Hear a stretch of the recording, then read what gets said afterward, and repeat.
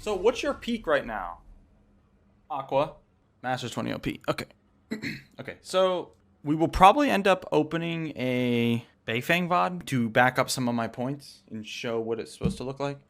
But like this, it's like D1 Masters, low Masters is like a gate. It's like one of the walls. A lot of people, it's completely normal to like get into Masters, win a few, drop down back to D1, and just do that on repeat. It's hard to be consistent in this elo. It takes like actual. Yeah, it's actually elo hell. It's actually elo hell. You have to be. It's this elo teaches you.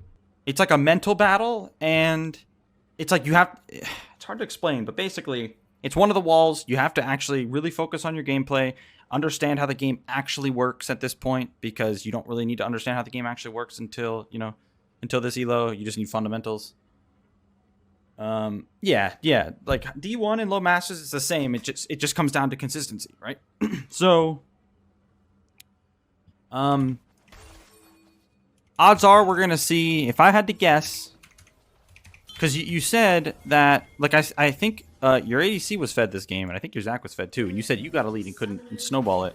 So if I'm guessing, we're gonna see a lot of laning mistakes in general, because there always is. And we're also going to see fucked up recalls and fucked up roaming, but like roaming decisions and just like not the correct, like the understanding of when you're supposed to roam, why you're supposed to roam, and where. So we're going to see. That's just my guess, because that's normally the case when it comes to this elo or masters. Guess we're not going to talk about that ward yet.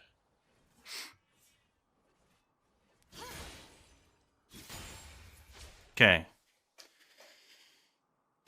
All right.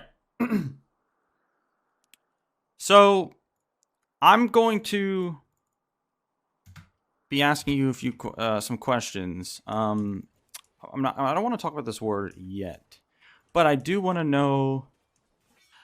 Let's say they weren't here. You didn't know they were here. Actually, even if they are here. Well, first, yeah, let's say you didn't know they were here. Victor's coming in like this. Would you have played this the same way?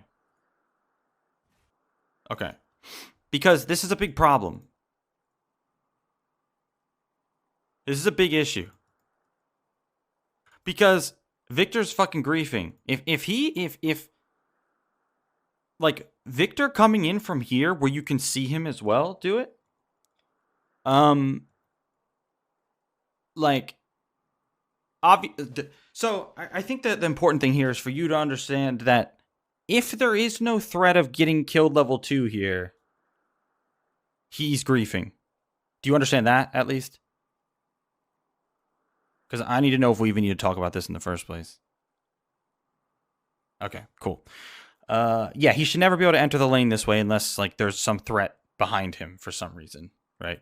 Now, to be honest, I think it's good to... I think it's still better to be here in this area, regardless. Because, so the way I'm looking at this is, even if you think there's a threat behind him, like Wukong can only be so close, and you could definitely make him either take a little chunk before backing up, because he has to get into XP range. So if you walk at him, he has two options, right? If you walk at him here, he either backs up and loses like one of these in terms of experience, maybe even all three, best case scenario. Or two, you hit him with like an auto and another auto because he just walks up and fucking tanks. And then you back off because you're afraid of Wukong. So I think there more needed to happen here. It's not the biggest deal, but it is something to keep in mind. Ooh, yeah. Now this though, this is now it's an actual problem. So it's one thing to respect Wukong, and it's another thing to let him walk into lane. Yeah. This is an issue. It's one thing to respect Wukong, and it's another for him to waste his auto attack. So like he autoed and Q'd, and he has to walk like this. So this is as free as it gets when it comes like auto, W auto, right? Or auto W auto. Either one. He has to take. I mean, that drops him to. Well, that'll probably do a fourth of his HP minimum. But he has to take that damage. He has to take something here. This is just now it's too much. It's one thing not to do something here, but here it's too much. You have to punish there. Because now there's nothing that can actually happen to you. Wait, did you just give up XP? And see, like, this chunk on him sets up a lot in this lane. Or like so first of all, the higher elo you get, right, the more important the punishing them if they make a mistake is important, right? Because that's all that changes the higher elo you go. They make less mistakes than lower elo. So when they do make one, it needs to be punished. And like a level 1 is the weakest part of the game for you in a matchup like this, right? Like level 1 and level 2. So the fact that you have an opportunity to get a significant portion of his HP at this level means like level 3 is even more dangerous for him at that point. Actually, the entire lane is going to end up being more dangerous. It's going to make it so he might have to TP earlier.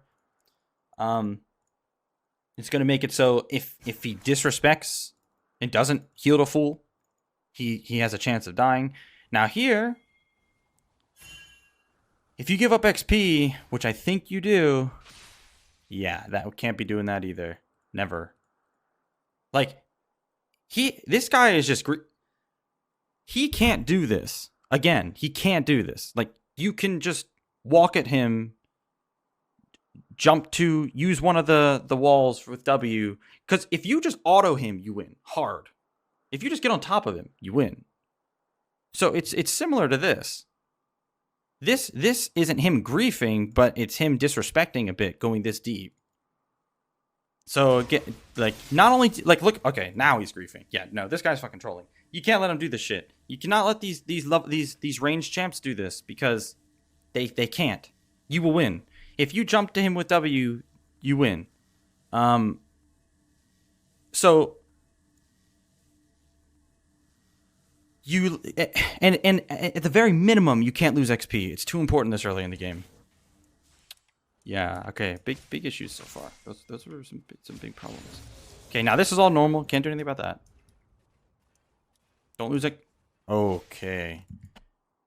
Okay. Listen. Now it's happening so like it's. Were you aware that you were losing XP here? These when you are losing XP, and you were okay with that. Like, you were like, okay, I think I have to. You were okay with losing XP. You cannot be okay with that. Ever. Yeah, no. You can give up CS to stay healthy for level 3 and level 4. You cannot give up XP. Unless, like... Now, if this is a Lucian, it becomes a little bit more annoying because he's a real threat to you. But, like, think of it like... So... Because if you're going to go refillable, right? Okay. Oh, there's a lot to talk about here. I need to think about how I want to do this. Okay. Okay, first things first. Number 1. Most important thing here.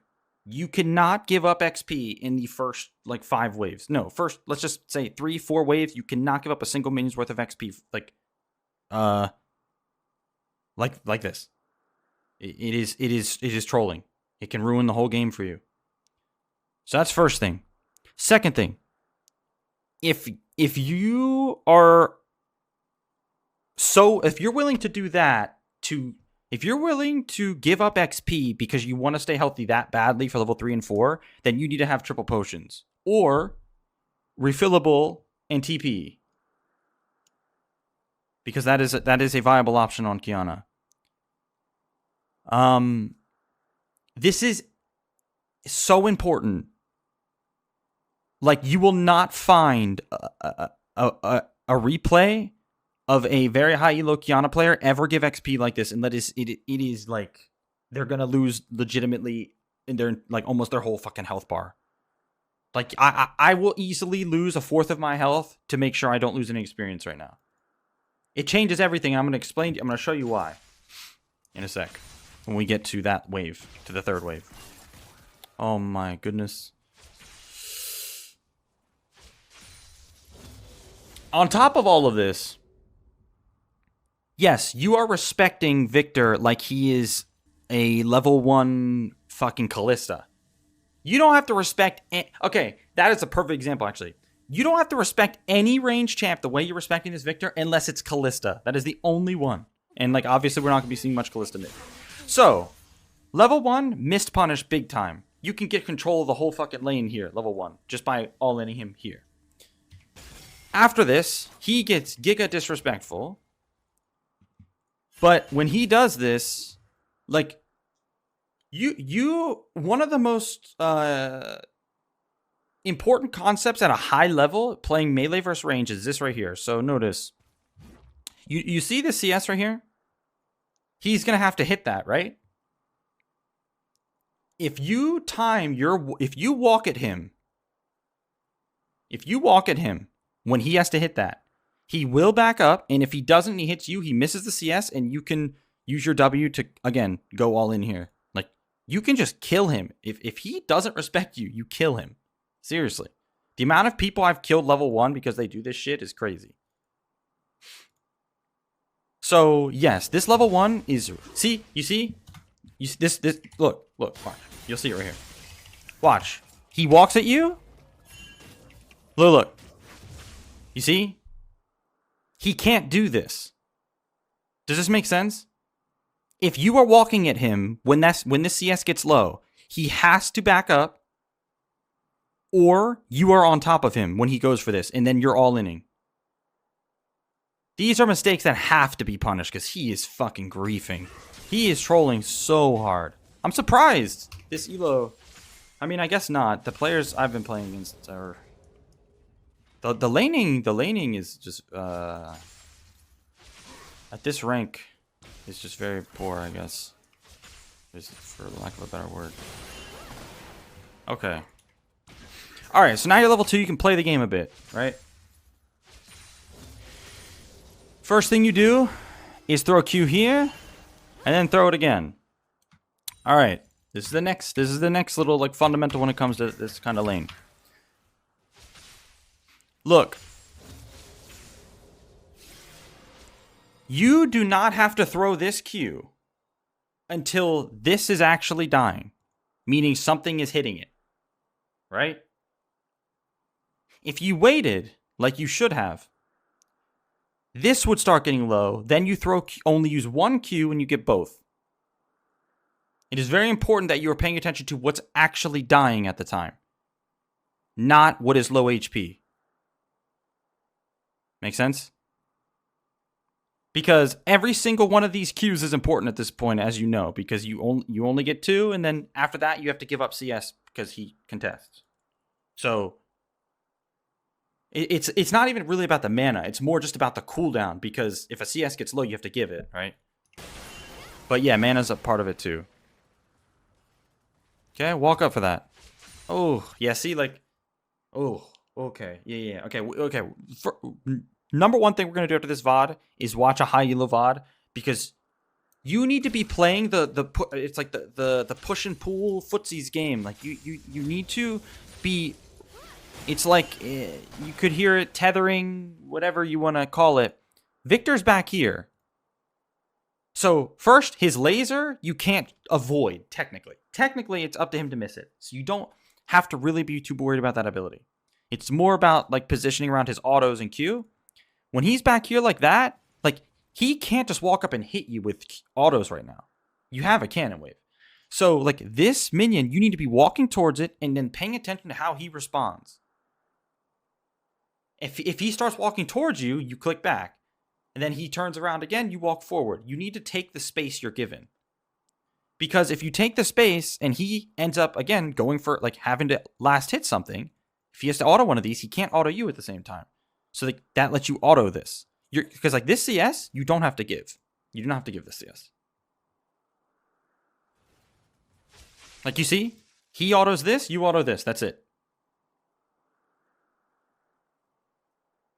You're giving up way too much. He does not have any... I mean, this guy's actually, like... Yeah, see, like, look. See, look. That's how much his level 1 laser does. It's nothing. You can't dodge it in the first place. I mean, you can make it a little bit harder for him to land it.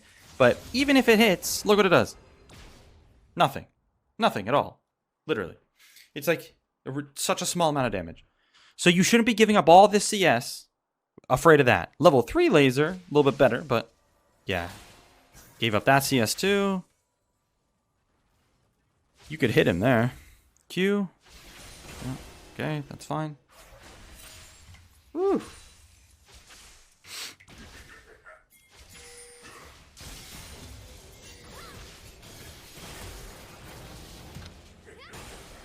Yeah, we got some major issues here, my friend. This is good that this is... Okay. But like I said, I predicted a lot of laning issues. So first off, there's a big issue if you felt like you could walk up and auto this, hit level 3, and jump on him. You should put... Like, you should lose the game for this. Now I'm going to explain to you why. So... You need to throw Q at this. You need to let this wave crash, thin out the wave, then go back in. What you did was hit this. You don't even have, like, your potion popped. Now, if this Victor understands the game, he is not afraid of you right now. In any way, shape, or form. You cannot kill him. It's not possible. He has 6 ranged minions with him. That is a lot. So, like, because if he didn't have all these range minions, then yeah, you could kill him. He couldn't kill you, and you could just all in. But you can't. These minions will make too much of a difference. So when you jump in, if he understands the game, he walks forward.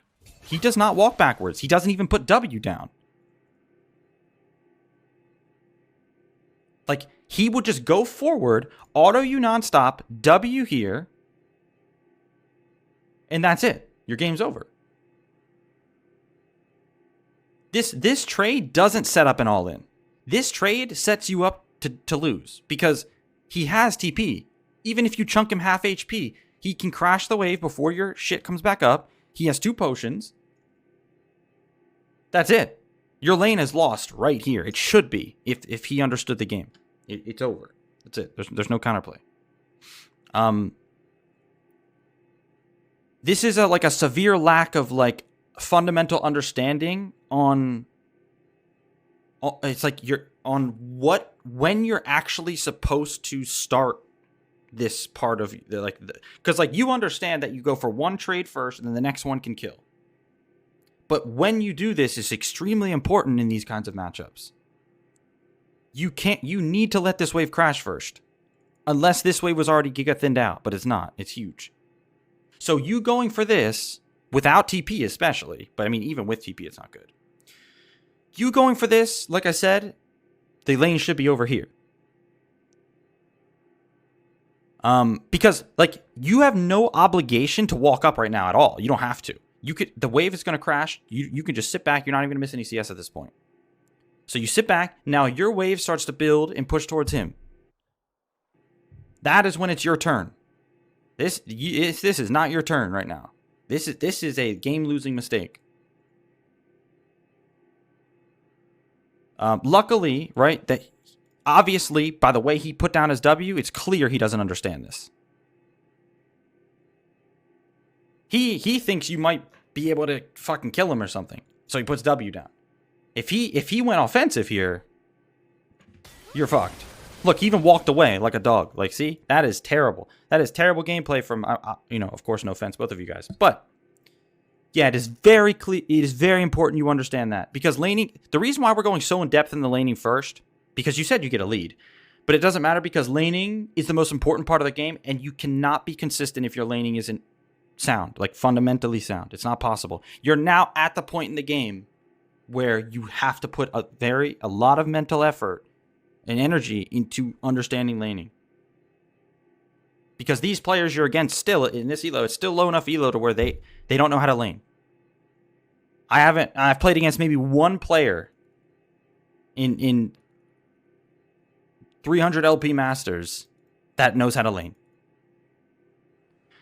Okay. So he should pop his potion here.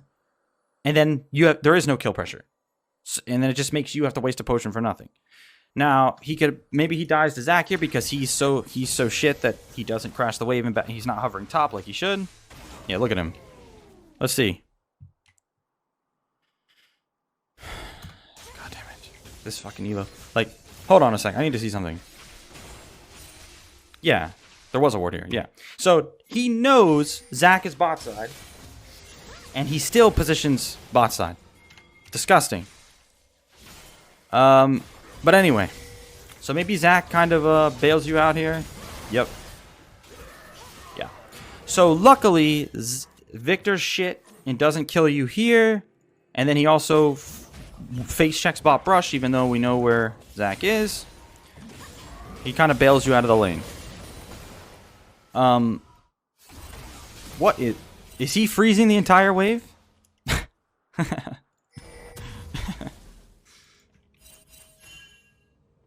Okay. Yeah, very, very big issues there. Very, very big mistakes. And we will watch a VOD to kind of show you what that's supposed to look like. Okay. Another mistake. Another big mistake here. Okay. So now it is like, this is a good scenario for you here. Or like, not a good scenario, but I guess scenario could be the word. Like, you don't have to be afraid of him at all, right? He can't fight you here. He can't auto you. He's going to take too much damage. He needs to back up. He needs to back way the fuck up, unless his jungler's like right here. So what you need to do here, first thing you need to do, you walk into lane, you drop a ward here or here. Preferably here because you don't have time at the moment, right? Because you need to make sure that his jungler's not just sitting here. There are going to be so many times where you're going to remember me say this, because you're going to walk into lane, not put a ward here, go in, and the jungler is going to be waiting there, because this is a common time. This is a very common time for the jungler to be sitting in this brush. Multiple reasons. 1, the wave's frozen. That's the most obvious one. 2, look at top lane state. Right? Enemy top's recalling. 3, enemy support was just roaming top. Right? So there is no play on the map for him at the moment, the Wukong, other than you. So that is something more advanced that you need to do like later down the line, probably like low challenger, where you need to actually think about that. But the most important one is your wave is frozen and you need to put a ward here. Second, and more importantly, honestly, you have to go in. You have to go in here. It's 100% necessary that you go in, because he is fucking griefing, and this can legitimately change the entire lane right now. Okay? Listen, if you go in right here, like, you're cutting him off from his tower, right? So, like, it's inevitable that you will get on top of him. That's first. It doesn't matter that you're a level down, because you have an entire minion wave with you. He cannot outtrade you here. It's not possible. He needs to lose minimum half HP. Then, let's say you lose half HP. You shouldn't, but even if you did, let's say you lose half HP. It doesn't matter, because you have a big wave with you. So you're going to crash the wave, so you have the tempo advantage regardless. Doesn't matter. You could literally chunk him to half, push the wave, reset, and come back before he crashes. Boom. You have a huge advantage at that point, because he doesn't have TP. He already used it. Do you see what I'm saying? Do you see why this is so important that you go in right now? He is fucking griefing doing this shit. This is a very disrespectful laner, or he's just a shitty laner. I don't know which one. Could be both. So now he got away with that. Look, you're being zoned. You're being zoned when you have a cannon wave with you. He cannot do this. Now, if you're putting this control ward down, that's fine. It can't be here. It cannot be here. Because, okay, I need Epic Pen. Let me. If they're both half HP, Qiyana's more kill pressure with your knight. Yes. Qiyana always, if the lower HP they both are, the better it is for Qiyana always. Okay, listen. Let me put monitor 1. Okay. When you're playing against a ranged champ, unless you are winning extremely hard, you can never put your control ward here. Because If they go and drop a ward, they can literally hit it from here. It has to be here. Okay? Second thing. So I'm okay with you putting control ward topside because I don't think at this level of the game, I think it's too low elo to even care too much about where you're putting your control wards in terms of what side of the map. But if you are wondering, putting your control ward on the top side of the map with your top laner losing to Riven, the value is going to be very little. Because if your top laner is losing at the moment, your jungler should be playing on the bot side of the map. Especially in a bot lane meta. So you're going to get more value out of control ward here. Or here. Here. Depends on if you, how hard you're winning. If you're winning, you can put it here or here. If you're neutral, put it here. If you're losing, you put it here. Okay. So, now, what we should see from you here is... Oh, wait, actually, another issue. So, like, yeah, you throw Q like this. And then, like, right here, before you go drop the ward, you throw Q here. You should never be Qing here. Because, like we just said, he can't fuck with you. He's trolling if he walks up. So, you need to auto this, Q him, or EQWQ him. You auto this. If he walks up to here to harass you, E, Q, grab W, and Q him again. You always win. He cannot do anything right now. It is not, he is not, him doing this is fucking trolling. He can't do this. Oh my goodness, his jungler has to be here. Yes. This is so fucked up. Okay, I'm gonna be honest with you. Tell me, okay, listen, I'm gonna be real with you. Let me ask you something. How long have you been playing Qiyana?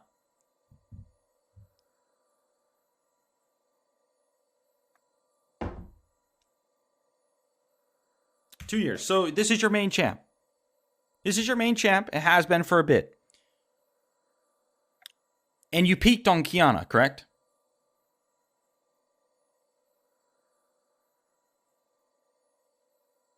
Okay, so I'm going to be honest with you. You know, and obviously, I mean no offense at all. There is a big issue that I'm seeing here, and Qiyana has taught you some bad things. Qiyana is, you know, how do I put this? She's not overpowered. You know, she has been in the past. She's not overpowered at the moment. Her numbers are really high. Really, really high. And because basically the mistakes I'm seeing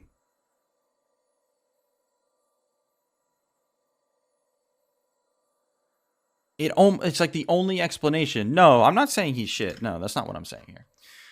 I'm saying it's clear that his gameplay is very affected by maining Qiyana. And what would do you... Okay, here's my main point. What will do you a lot of good... A lot of good. Like, when you watch VODs, I'm sure you watch VODs to get better, right? Watch other people. Who do you watch? And do you just primarily watch people play Qiyana?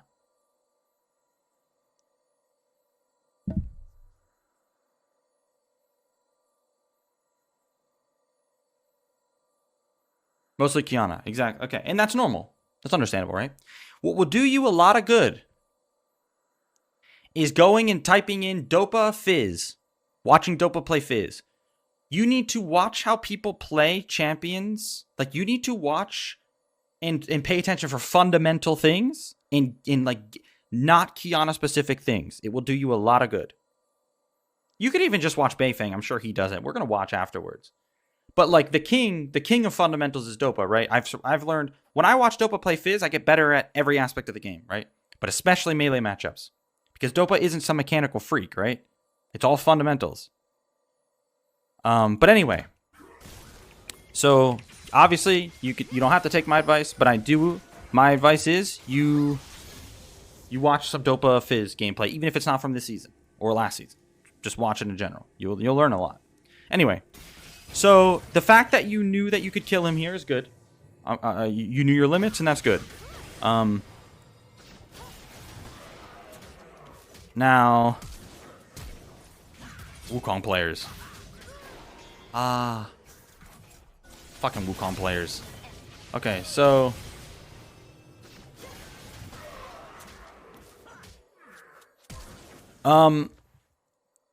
This was unfortunate. I think you could have lived. Nah. You couldn't have lived. As soon as your W came up, he was already eating in. Unfortunate. Wukong is disgusting. If he didn't have... How much armor does he have right now from a stupid cringe-ass passive? Let's see. This game is shit. Look at this champ. This champ could be piloted by... dude, when I think of Wukong, I think of a baby playing in one of those fucking... Those things that spin. Those things that spin. That babies sit in. And bounce around in. And eat food. And it goes all... Like, it just like smears all over their face. That's Wukong players. But anyway. Good kill. Let's see. Okay, tier. Alright, so now the wave's slow pushing back. You should be way further up. You got to be playing the footsies game. Here's another extremely important part of the game that you have to learn, or else your laning can never get to the level it needs to be in. It's called footsies, a fighting game term. Walking in and out of range, of their range. Because when you walk in and out of their range, they think, I can hit them. And if they try and miss, because that's what the whole thing is, you're trying to bait them into thinking they can hit you, but they can't. So then they miss, and now you have a window to walk up and do whatever you want, or even look for a trade, because they don't have E, because you baited it out. You see what I'm saying? I will show you examples of this. It's very important. Because if you just do this, it's piss easy to lane. You know how easy it is to lane versus you? When you sit back out of range entirely, right? And then you only walk up when there's a low CS. It's very easy. It makes your gameplay extremely one-dimensional and predictable. But if you're walking up acting like you're going for things, but then you're really just preemptively clicking backwards, and then he misses his E because you tricked him, now you see the difference? You see why that's like so huge? Changes the lane entirely. And you should be doing that nonstop. But like I said, I will show you examples. But does that make sense? Cool. Yeah, your laning definitely is needs some work for sure.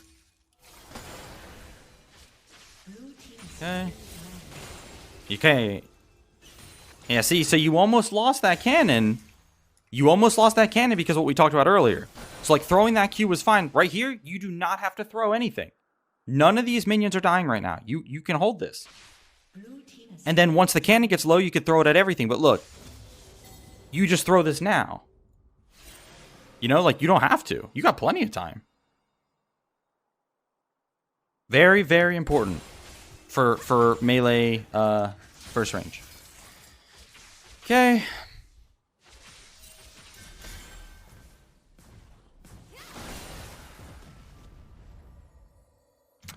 So what I don't like about this...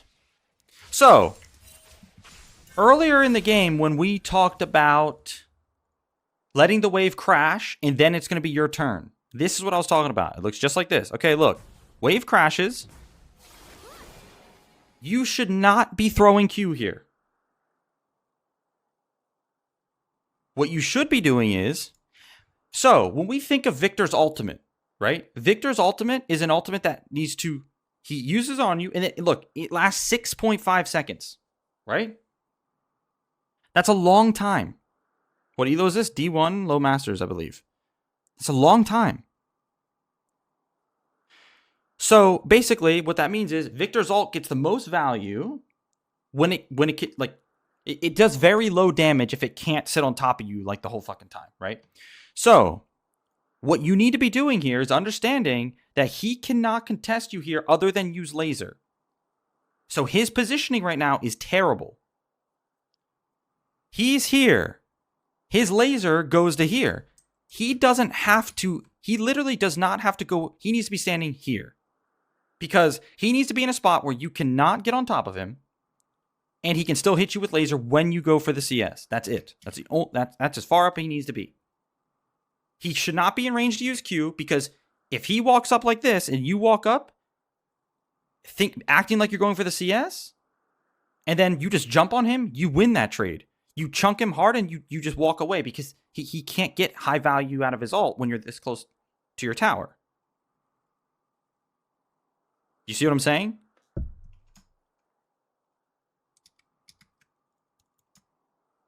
You still have 2 potions. He is trolling. You're basically just letting him walk all over you, the entire lane. His name is, I mean, look at him, all caps. This is like, his laning is terrible, this guy. Yes, you are not playing you're laning, big issues here, big issues. You have to walk up because like we talked, look, you're close to 6 here, right? If you guys both trade here, if you trade with him, chunk him to half, and he chunks you to, let's say he chunks you to 30%. That won't happen, but that's worst case scenario. He chunks you to 30%, and you chunk him to half. That's still good for you, right? Because you do 50% of his HP fucking instantly. Where it takes him a while to do 40% of your health. It takes him E, alt for a few ticks, Q, auto, right? Because that's the archetype. Assassin versus range. See what I'm saying? This is very important, fundamental stuff.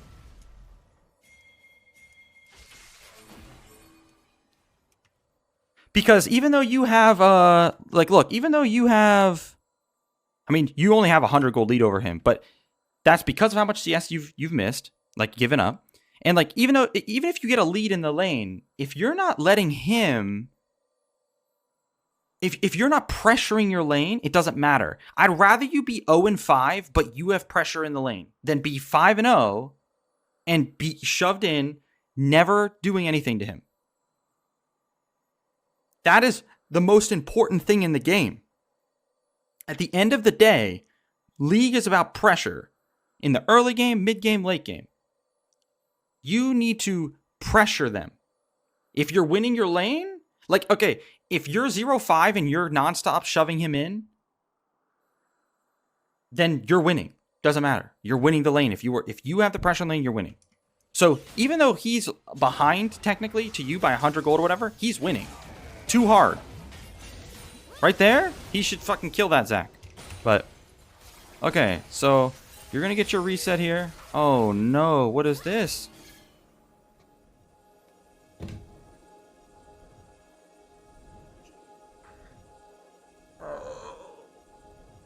Brother. You're killing me here. You're killing me! I'm sorry. You're killing me. You're killing me. You're killing me. You're killing me. Okay. All right. So, listen. You cleared your jungler coming to your lane to get you this wave shoved. This he gives you priority, tempo. I call it lane tempo. Your support is here as well. Clears the ward. Let's start with, first off, you need to reset here. That's the first important thing. Because you have enough gold to get another longsword, which is, at this point in the game, like you can get, I mean, what room page did you go? Yeah, okay. You can get a longsword. You can even sell the control ward, buy some boots too. Like, point is, you have gold to spend. You need to spend it because you have a recall timer. Recall timers are so fucking important the higher reload you get. You will not get them for free.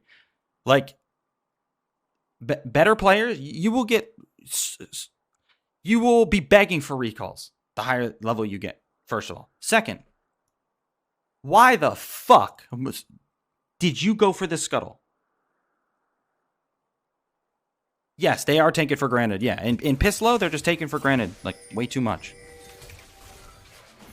Why the fuck did you go for this scuttle when your jungler is moving to the top side of the map? Why did you think this was a good use of your time? I'm seriously curious, because if I know your mindset, it's easier for me to help. If I know, like, the thought process. Was it just like, were you thinking, I have nothing better to do? I think, like, did you value the scuttle? What was the exact reason here? Because this is very important. Damn, I got my work cut out for me on this VOD. Shit. You didn't know what to do with the free time. Okay. Let's make a priority list here. Okay? Let's make a priority list. Okay, when you get lane tempo advantage, mid prio, whatever. Number 1, if you need a recall or have something to buy, recall. Always. Number 1 priority. Number 2, you can, number 2 and number 3 can kind of be interchangeable, but I'm gonna say vision. This means getting vision of something with wards, clearing vision, whatever. 3, roaming. These 2 can be interchangeable depending on the map state, right? Scuttle does not get vision. Shut your goddamn mouth. Number 4. We'll say number 4.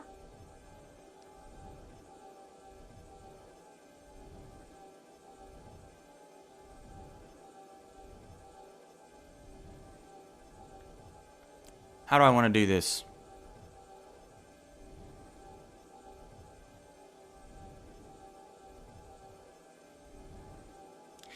Okay. Let's just put number 4 as anything except fucking Scuttle. At the very fucking bottom of this list is Scuttle Crab. For fuck's sake. Anything except fucking Scuttle.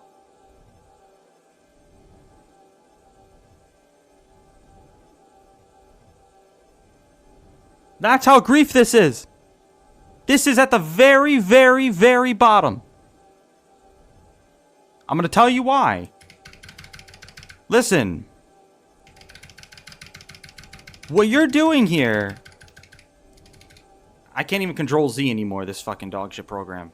Get off my screen. For fuck's sake. I mean, control... Yeah, control Z. Okay. Listen. Because if you're taking your own camps, like if you're taking your raptors or something, right? That's like relatively safe. You're in your own jungle, right? Taking the enemy camps, I mean, you can't even do that much more this season. Taking this with your jungler on the other side? This is asking to die. You are asking to be killed. So not only did you miss out on everything else on that list, you're asking to die. It's dangerous. For what? The risk reward here. The reward is a useless motherfucking scuttle crab. The risk is death. Not a very good trade, right? Not very good risk reward. That's League in a nutshell. Every decision you should be making is based off of risk reward. Okay? Does that make sense? Yeah, see, look. So you just missed out on a recall timer to hit Scuttle 3 times and run away. You see what I'm saying?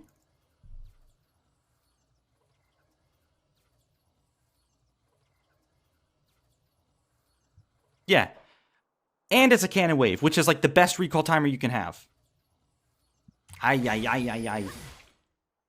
I'm gonna be sick. That was good. That was actually good right there. But yeah, clear the wave. Okay. I kind of see, I think, what you were going for here. But you can literally just, like, clear the wave. Yeah, you saw Victor start moving. Okay, then you went for this. Good. You didn't roam to bot. Thank Jesus Christ. Oh, God. Wait, no way you're champ. I'm gonna be sick. This is what I'm... Okay, this is kind of what I'm talking about. This champ... Bro, Qiyana. This game is dog shit. Bro, no way.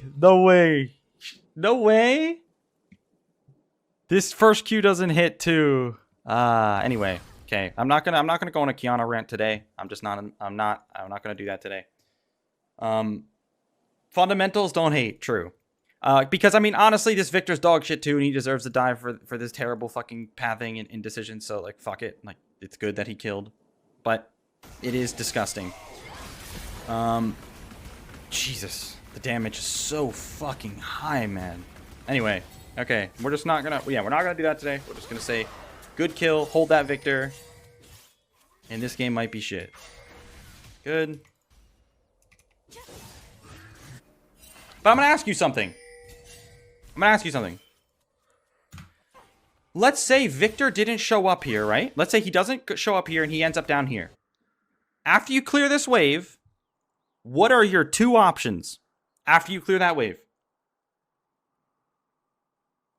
Maybe 3 options. Let's write them down. 1, 2, 3. Hit turret. Okay, that's 1. Recall, dive top. Let's go, man. All right. I didn't have to write them down. Perfect. Good. You knew. Very good. Very good. See? Look. You have that fundamental. Nice. Very good. Very good. That is very good that you understood that, because that's a big part of like playing in this Evo, understanding that.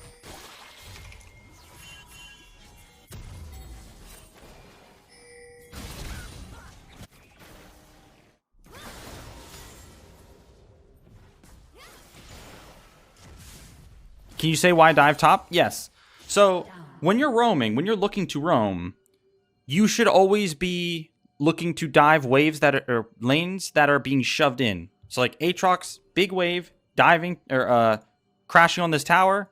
You want to come up here and dive the enemy top laner. That's always going to be the highest % chance of working. Now without her ult, it would be hard, but it's about the concept of understanding that is the third option. Like, you know, not it's not like he would actually do that right now. Yeah, you're still doing it. You're still doing this, though. Even when you get a lead like this, you're still respecting him like he has any chance of touching you. Look, I want you to see something here. If you walk up for this CS, right, and he tries to hit you, meaning it puts him in E range, how much damage would he be able to do to you? Let's see. This is him hitting his laser. Let's see. That's how much damage the laser did. What does he have left? Q auto? You would do nearly half his HP. You could potentially kill him. There is no reason for you to be respecting him this much. Yeah, exactly. Yeah, no, full homo. You should be balls deep in this fucking guy. He cannot lane.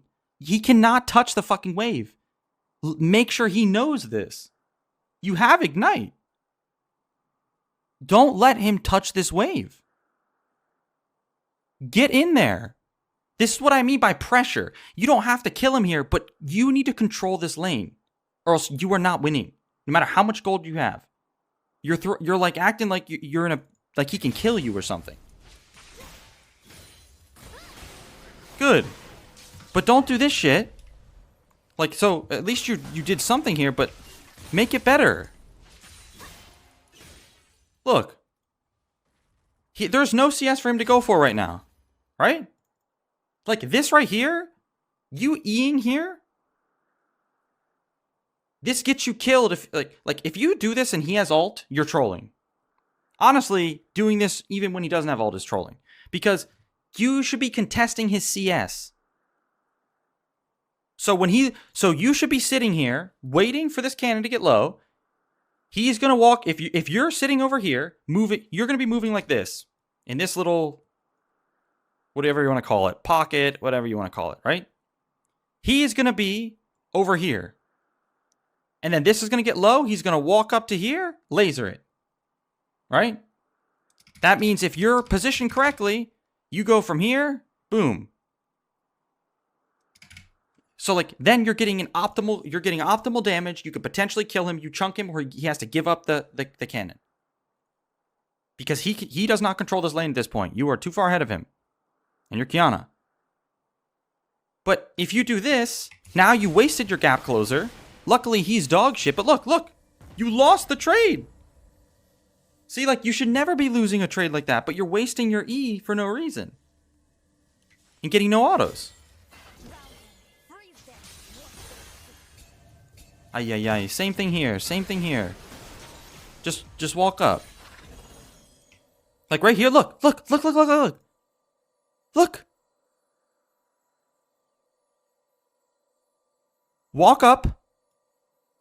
E. EQ. Auto. Auto. Auto. He can't kill you. And you're gonna get him into kill range here. The only reason you should like be afraid here, if anything, like if I'm not tracking the enemy jungler right now, obviously. But if you knew where the enemy jungler was and you thought they were behind or something, then it's like one thing. But even then, your laning is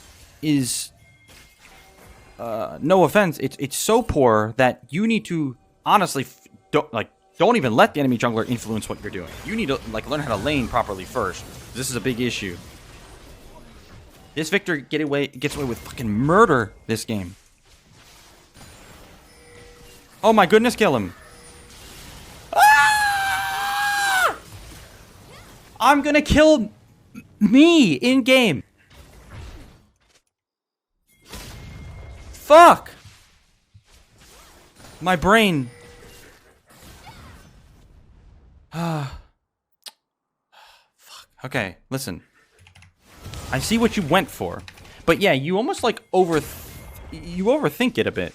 So first off, you knew Rakan was behind him, right? And you still wanted to go in, right? Which is fine. I think that's fine to do that.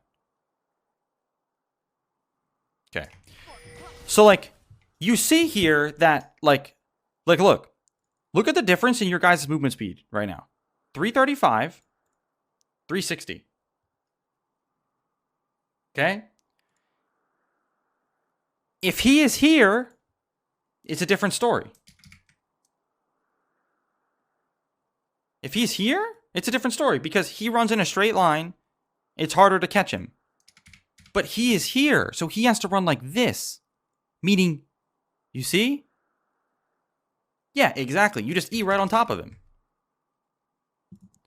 Is your potion popped? Oh, no, you already used them. Right. Oh my god, what the fuck is this abomination of a champ? I'm not doing it today. I'm not gonna have the Qiyana rant today. I'm not. But, my goodness, this game is shit. There is no way. Holy this just backs up my point. This just backs up my point of what I was telling you earlier. This actually shows you that. If anything, that like to take away from this right here is... Like, you see what I mean? Without your ult, even if you jump on him and auto him, look how much damage the autos do, right? That's one of Qiyana's things. Her autos do a fuckload of damage. They hit like a truck. Look at this damage. Bah! Bah! Right? That shit hurts. So, that's what makes it so important that when he doesn't have ult, because without Victor ult, like Victor's ult is his only extended damage. Like, over a 10-second period, he can only do QE. With ult, he actually has that extended damage, right? So when he doesn't have it, you should be in his ass. Right? That's what I was saying earlier about the balls deep thing.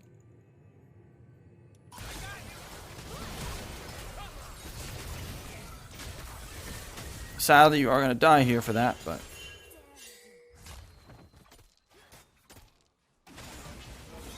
Okay, so... Yeah, like, that's not a game-losing mistake. So just to put into perspective everything we've talked about so far, how does this motherfucking thing keep showing up? To put it in perspective, on how important everything has been so far. One, all the laning stuff. Like, the levels 1 to 3 were the most important things so far of this VOD. Because there was some really big issues there. Number 2,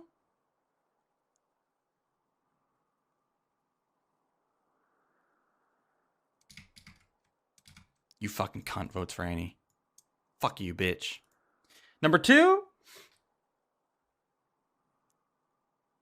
when after you got back to lane, how you played the lane. So I guess levels 4 to 5.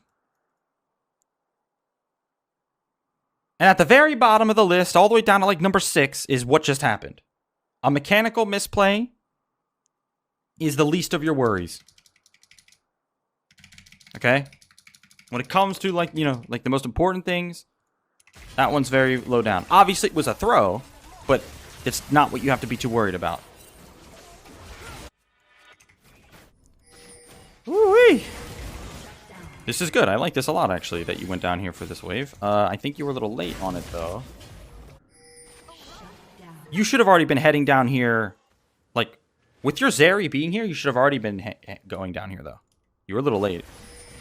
You missed cannon for it.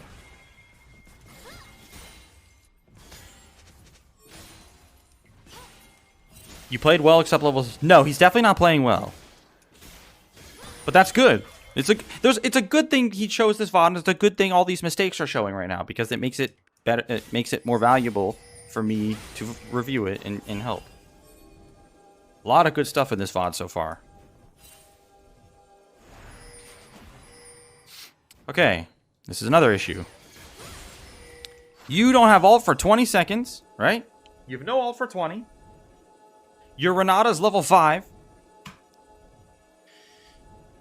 Enemy, like, right now, at this stage of the game, at this current exact time where you don't have ult, and your bot lane's not winning,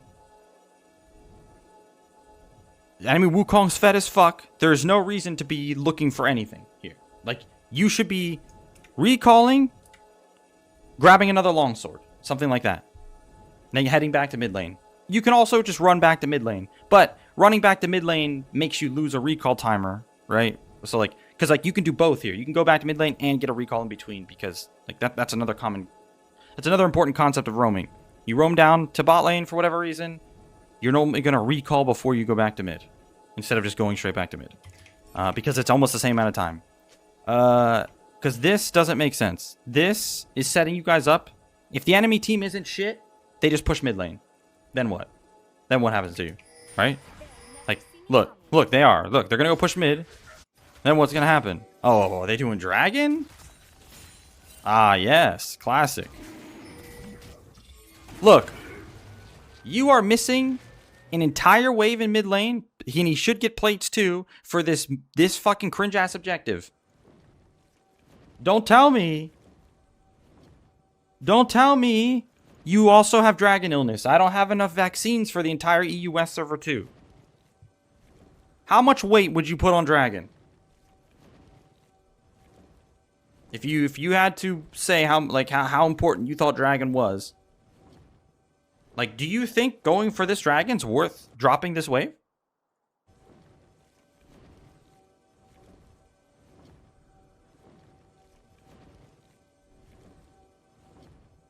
It never is. Not only is it not worth dropping the wave, but you shouldn't be here anyway at Dragon. You are Qiyana. Flanking as an assassin is like one of the most important, things about them. Qiyana, it's like even extra important. She excels when flanking. That is like, she has to flank. She doesn't have to, of course, but so you had two options here. You either keep pushing this, or you recall, grab a longsword, go to mid lane. You do not do dragon here. And then if dragon fight happens and you're in mid lane, look, now you have a flank angle. Right?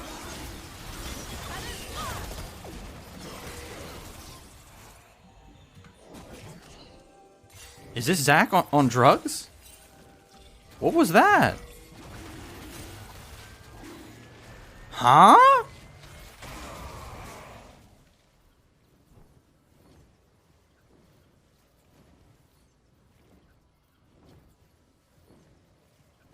Bro? Hi, Hate Watcher. What the fuck did this guy think was gonna happen here? This would have been okay if, like, Qiyana's coming in from a flank or something, but not right here. Another reason you don't go to Dragon. Your teammates are gonna grief it anyway. Okay, now please get out of here and go to mid lane. Thank you. At least you understood that. But see, big waste of time, big waste of a wave. This is all throws, right? Like, dropping one wave. That's a throw. Let's see how much. Look, you have 3 kills. He has 1 kill. Let's see gold difference. He's 200 gold ahead. That should make you want to throw up. Makes me want to throw up. Right? That's a big issue.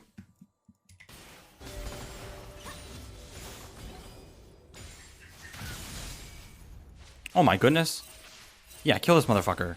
Ah, he W'd over. Yeah, okay, you have the right idea here. Yeah. Ah, NT.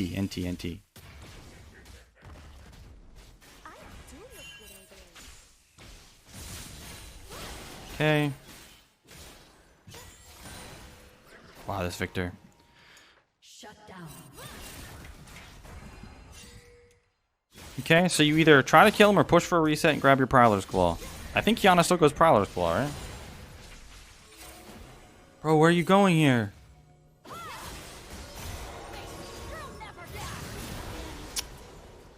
Man. Alright.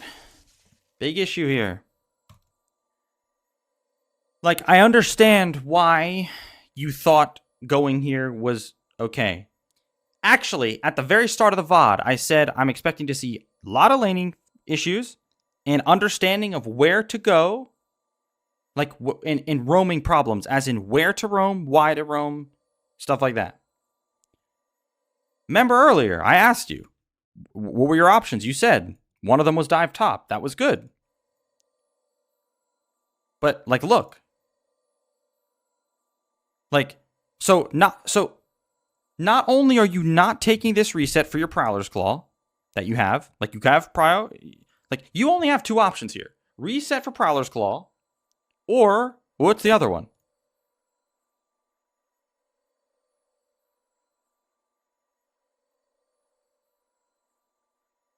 Because you already know it.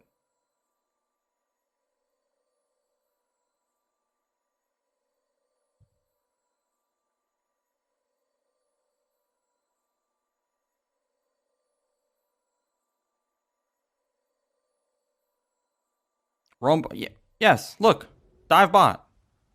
I mean, but dive bot, the reason why you're not going to do this is because Xayah's already dead and like they should be able to kill a Rakan by himself.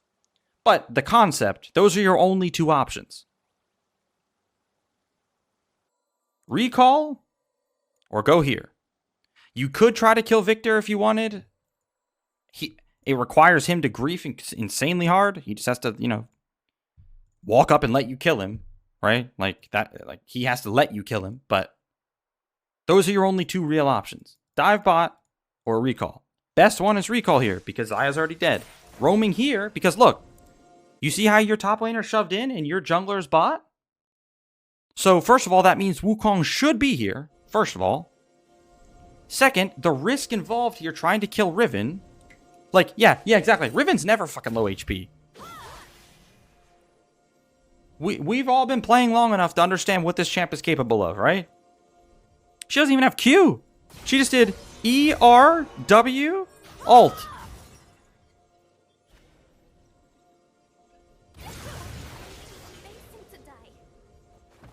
So, big. Now this is a big issue. Big throw, huge throw, and like, and even if you didn't die there, like even if you kill the Riven there, it's not good. It's not a good play because you should never be doing that with how important your recall was right there. All right, you have Prowlers now. Hoy. My head.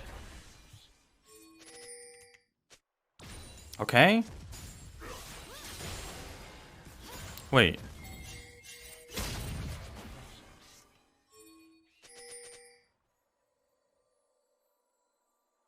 No way you didn't kill this guy. Or at least try. Oh wait, you don't have ult. I forgot you used ult. My bad. Forgot you used ult. I mean, you could still kill him, but it's not worth it at all. It's a little bit too risky. Wait. What happened? You're really far away here. You were way too far away unless you were like legitimately doing that to try to make him feel safe. Then that's fine, but other than that, definitely a little bit too far. Huh?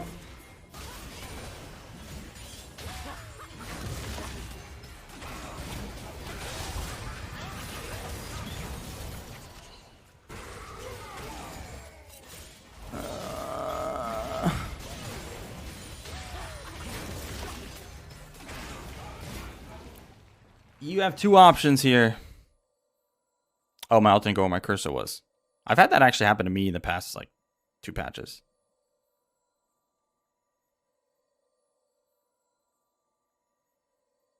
Like, legitimately, I remember using Ezreal ult up here. And it went the opposite way. And my mouse wasn't on the minimap or anything.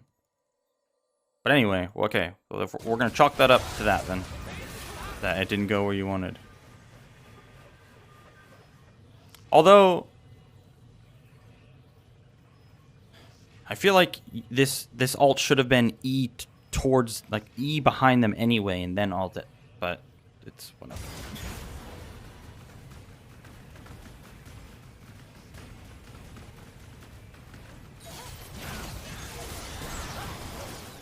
Oh, no.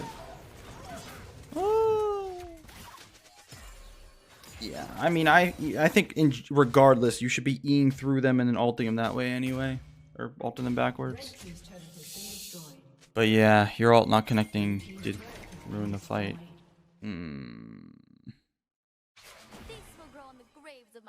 So basically, look, we're at 15 minutes. To be honest, it's like me even saying, you know, when you said you gotta lead this game, I was expecting, you know, I guess the best way to put it is like a real lead, like you know, like you haven't really had a real lead this game yet because of all of the mistakes. You're like, you know, you're so far behind, CS wise and experience wise.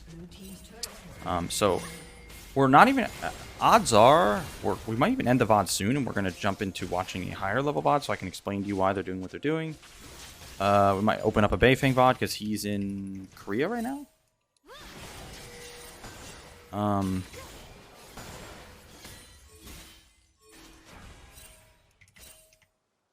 Yeah. I see what you meant now, but okay, let's see what you do here. See if maybe you actually.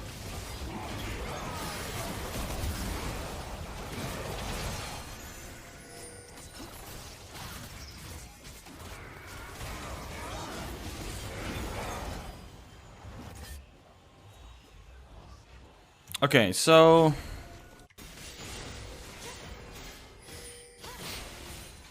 issue here is Zach's engaging already. So here, let me ask you this.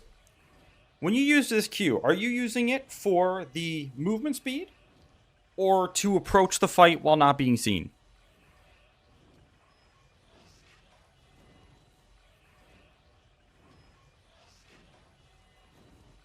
Both. Okay, because there's only one real reason to use it here, and it's if you think you need the movement speed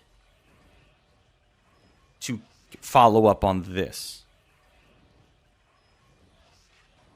Because yes, if Zach wasn't going in right now, then it would make sense to do something that would give them less time to react. But what you should be thinking right here is Zach is going in, and he's already going to set this up. There is going to be no reacting.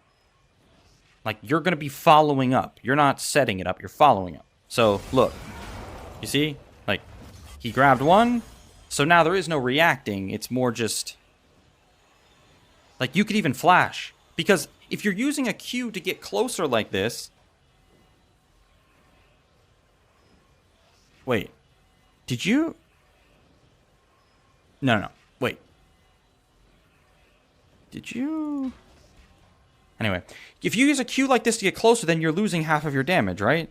So you only need to do this when... You only should be doing this when absolutely necessary. Like, it's even worth the flash so you can set up your ult properly. Because look, if you have another W here, this guy's dead. Their Zaya's dead. Does she die anyway? Ends up dying eventually. Wait, where's your E? Wait, did you not E that whole time? Where's your E?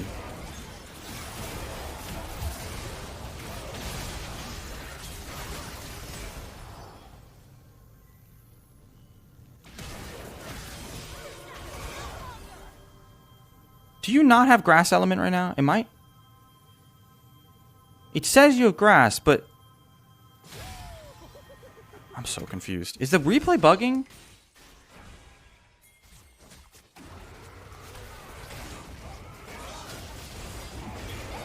Because that looks like he grabs the water one. Right? You have the water one, right? Or do you have none right now? No, you threw it, so you have none. Okay. Alright. Wait.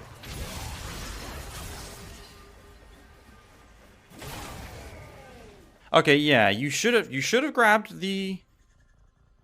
You should have grabbed a grass one. Use that, but like you could have done that before you even get hit here. Use that and then move to this side of the fight because you're winning. Like you had two different options. You could have E'd through one of them this way, moved to this side, E'd this way, walked over here, E'd to one of these two. But it's like you panicked really hard. I think you maybe grabbed this on accident. Maybe you were trying to grab this because you grabbed it from here. So maybe you were trying to grab the grass one. I would assume so, to be honest.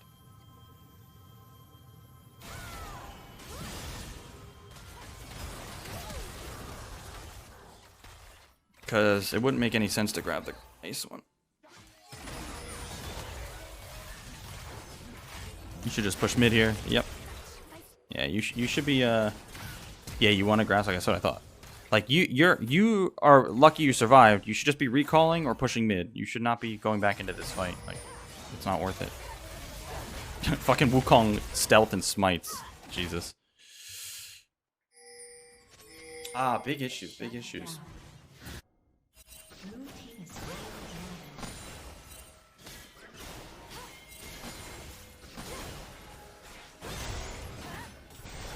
Yeah, definitely can't fuck with Riven.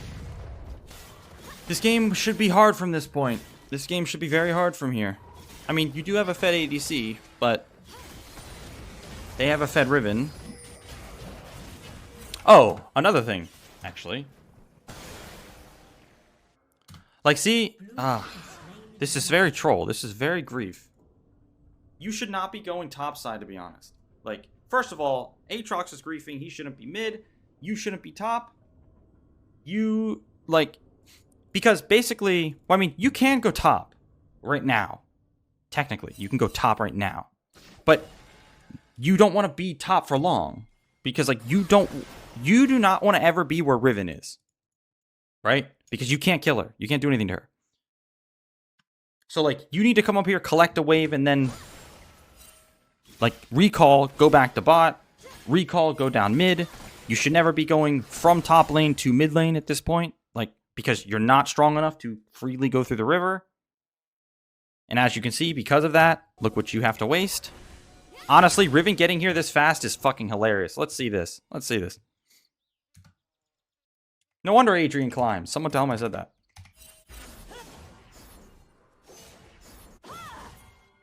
This Riven skin looks like absolute dog shit.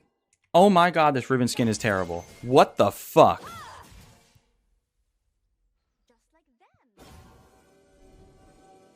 What the fuck? Am I? What is this? Her back broken?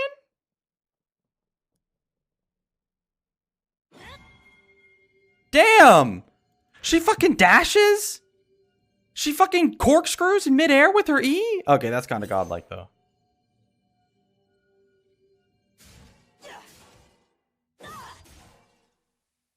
Do it again. Do the E. Do the E.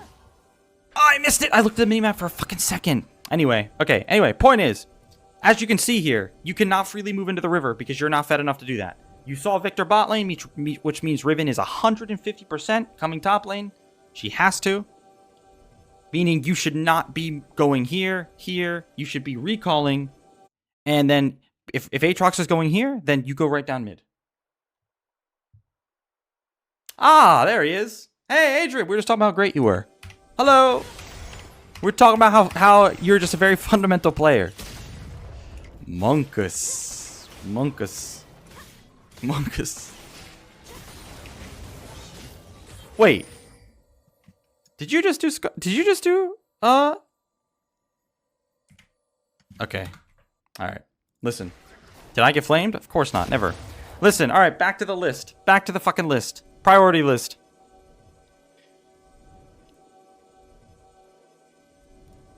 Look. In the mid game, you have a tempo advantage. Do you know what tempo is? Do you understand why you have a tempo advantage right now? And do you know what tempo is?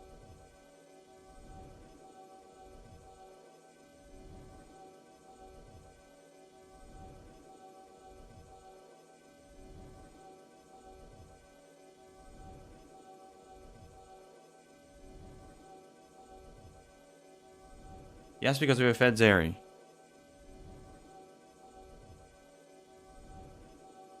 Okay, no. Okay, I don't think you understand what tempo is, so I will explain it to you. It's a very important part of the game. Because Zeri doesn't really have anything to do with tempo here. So tempo is this. Let me remove this before, since we're going to talk about this now. It's very important. Actually, tempo is the most important concept in the game when it comes to like understanding macro. So you see how Riven was dead. You pushed this and crashed it, right? So now someone has to come to here, right? Now Riven's going to come here to collect this wave, correct? That is a tempo advantage. Because tempo, think of tempo as time. So if it's going to take Riven, so she's going to come to this wave, and then she's going to clear it, clear the next one, and maybe clear one more. That's probably going to take her about 30, it's going to take her more than 30 seconds maybe. But let's just say it takes her fucking 20 seconds, 30 seconds, doesn't matter. That is a 30-second tempo advantage because you don't have to be here. You pushed first. So you can move first to something. Correct? So what makes TF so strong as a champion, like his whole thing, is capitalizing on, like, he needs to not be behind so he can push a side wave without being killed. Then he uses a tempo advantage extremely, like he can use a tempo advantage, like, you know, he can port somewhere, right? So him pushing a side lane, forcing a tempo advantage, forcing someone to respond to him, and then he can instantly go somewhere, right? So a tempo advantage is just time. It even applies to the jungle, right? Like, if both junglers start their red buff, one finishes their first 3 camps 5 seconds before the other, they have a 5-second tempo advantage when it comes to jungle. Same thing, it's just time. So this is very important because, again, to the list, right here you have a tempo advantage, meaning you could recall, go right back down mid, and Riven would be clearing this wave, clearing the next wave. She should probably clear one more. She might only clear 2. Right? So in the mid game, your first priority is like using that tempo advantage. Right? Using tempo. / pushing waves. Because pushing waves is what gets you a tempo advantage. Right? Pushing waves. 2. Recall timers. Okay? Adrian, hush. We're teaching fundamentals here.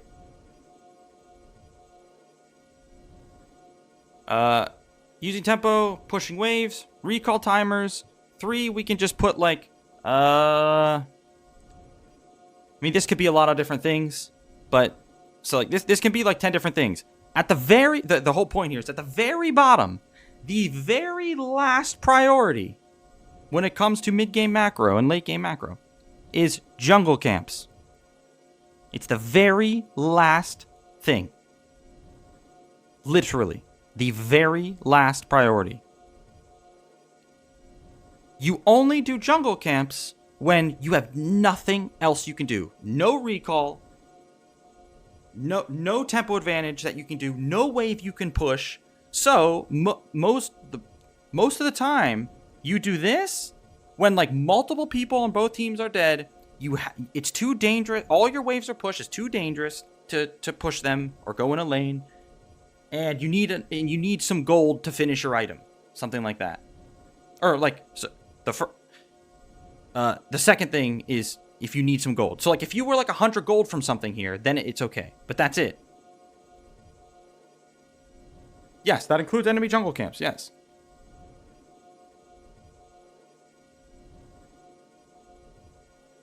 So because you can see here, you doing your Gromp. Wait, I can do this. You doing your Gromp. Look, you have a tempo advantage here, right? So instead of recalling and using your recall timer or recalling going down mid, look what Riven's doing. Look, this is the tempo advantage right here. She is doing this right now, so you can do something somewhere else. And you're using that time to lose all your fucking HP for this dog shit thing. Does that make sense?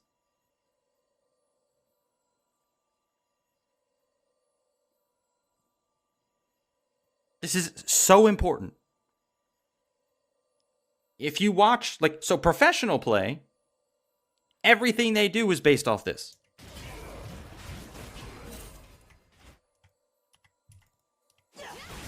Oh yeah, you are trolling here. Oh boy.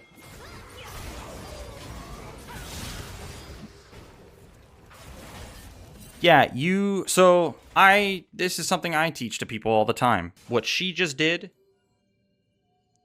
like, use it, like, see, you can't do this. Like, you need to understand how to play when you are not strong enough to do whatever you want. You need to take the safe route to this wave because Riven is around. It's the same concept as here. You're not respecting where she could be. And then you panicked really hard here. You panicked extremely hard. I mean, you lost half your HP to the goddamn Gromp. Like, you don't have mid-prio either. You don't have mid-prio. So, like, you shouldn't even cross this line in the jungle without it. Because the enemy team can be here first. Tempo advantage. But in mid lane, which is the most important lane to have a tempo advantage. Is mid lane. It's called mid priority. The most important thing in the game. Like, to get. It controls everything. But, so, like, here, you panicked really hard. You could have done that. And then, like, once you dodge that, you could just sit here in it a bit. You could E through her. Grab this one. You know, like, you can easily survive this. There's no world ever that you should be dying. But you go into this brush, and then you see Wukong. Like, you could walk towards Riven, E through her again.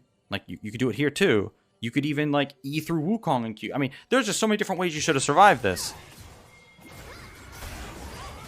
I'm sure you misclicked here, which is understandable.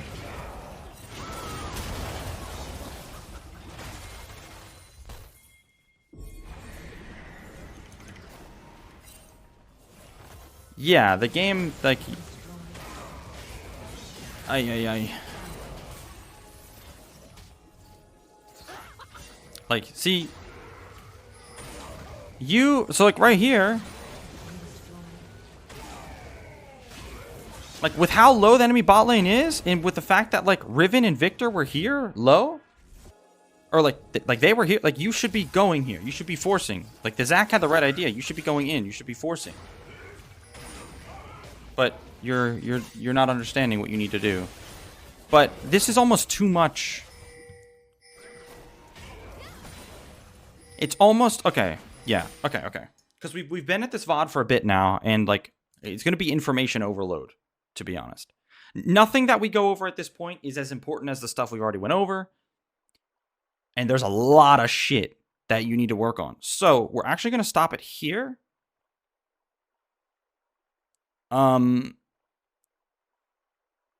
Especially since we just got into tempo. That is something that is like the most important thing that we could be talking about when it comes into mid game. Like, try to actually pay attention. Actually, no, I'll show you. Because like I said, now what we're gonna do is we're going to open a VOD of Beifeng. Oh, I think Ellie linked something. Okay, it seems like he actually uploaded the whole game already. The one I was just trying to watch. So we will watch it from here. This works. All right. So, Qiyana vs. Jace. Now, remember I talked to you about how if this was like a Lucian, you know, a Kalista, an AD champ, you'd have to be a lot more afraid. of the level 1. Now, this is Jace. Yeah, pretty strong level 1. Still, he will not give up XP. Like, look. See, he's going to walk in. He will let Jace hit him if he has to get XP. If he has to get XP. See? You see, like, he's going to have to take damage for this. Because it's not worth, you can't just give up XP. Now he's doing the other thing. Remember the other concept we talked about. Look. You see how he walks towards the CS? Jace walks towards him. He clicks back. Jace walks away. He clicks back towards it. Jace walks back at him. He clicks away. You see what I'm saying? This is what you're supposed to be doing, because if they walk too far away, then you can grab that CS. You need to be getting them. You need to actually take the space you're given. That's all he's doing. He's taking the space.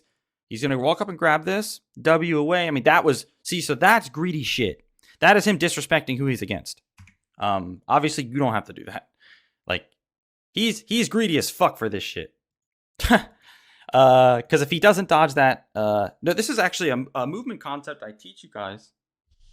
Remember the no options bait here. You see how well this shit works? I teach you guys this all the time.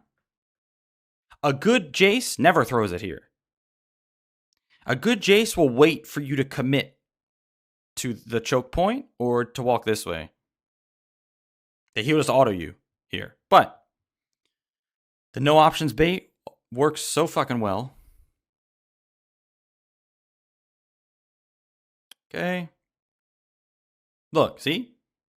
He doesn't, like, you see the difference how much CS he gives than, like, compared to you? It's crazy. And he's given 0 XP. He has not dropped a single minion worth of XP, because that's very, very important. Okay. He doesn't have E here, so his Echo didn't want to wait, though. He tried to get it quickly. That's why he used Q there. He tried to get it quickly so he could go in, but it's like right there, yeah. His Jace is, he knows if he walks up for that, like Jace is sitting, Jace is posturing, so if he knows if he walks up for this, Jace will fucking shock blast him.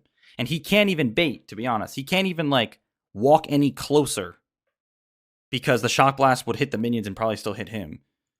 So he just uses Q, and that's fine.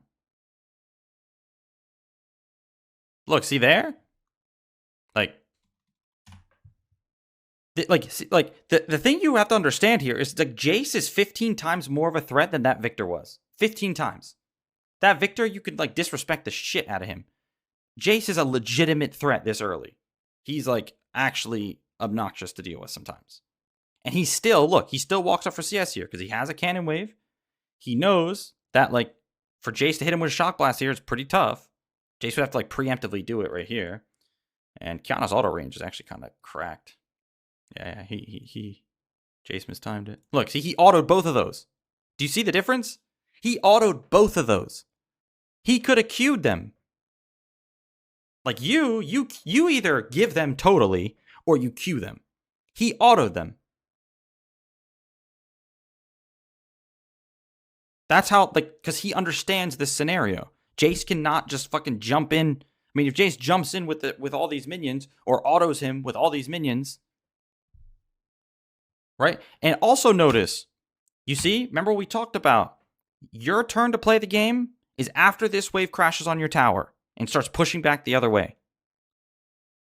Notice, this is like the first trade he's went for. Like, this is the first, like, time he's been able to play a little bit more, like, you know, he didn't have to use Q for this because it's like he's the one who can feel confident with such a big wave. This Jace fucking griefing? Yep. You see? See? And this is, he doesn't even have Ignite. He's fucking TP. If he has Ignite, this Jace is 100% dead every time. I think that's the only reason Jace went in. He's still griefing regardless. He should never be jumping in with this big fucking wave. But as you can see, like, with a big wave like this, nothing to be, like, it's his time to play. I'm surprised. Maybe that's why. That's actually kind of smart, I think. It's actually kind of smart there to go for the water one because of exhaust. I kind of like that.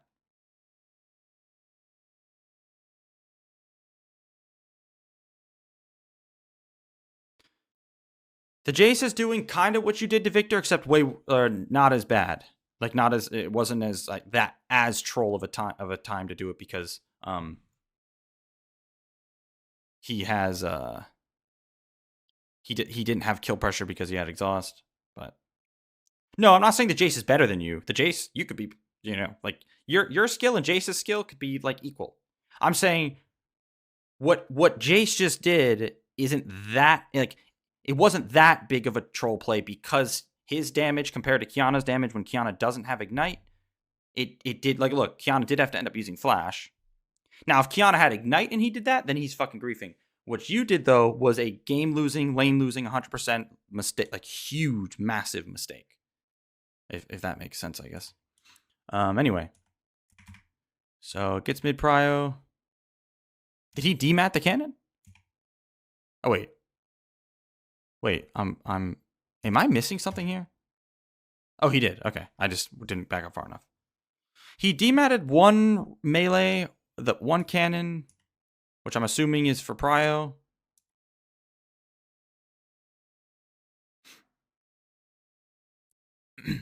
He could have recalled there. He doesn't want to.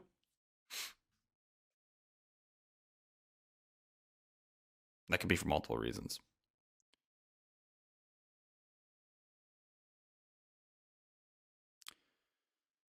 Okay. See what he does here.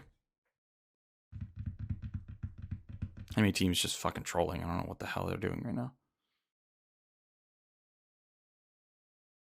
I don't like that at all.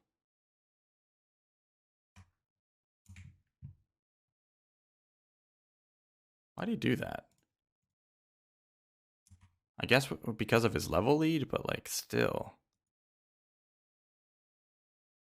I guess Jace doesn't get because Jace put. I wonder if he like it would. It's smart if he did this for this exact reason and only for this reason. If he did this purely because Jace already put this down, so dashing in like prevents a empowered shock blast, then that's like a smart and good reason to do it. But it's hard to tell if that's the reason. No, if you have enough for a Dirk on first back, you buy the Dirk for sure. Anyway, the other reason could be potentially that he, like, the archetype of like Qiyana, like Qiyana does a lot of damage very quick. So like even if he's slightly lower than Jace, it's still like, but based off him recalling here, yeah, I do not think that was the reason. It was either a mistake or yeah. Yeah, he is kind of trolling. But anyway. Okay, let's go back to. This was a really good play. This was a really, really good play by Kled. Yeah, exactly. Solo Q limit test. Right. Yeah. This was a really good play by the Kled. I really like this. Super smart.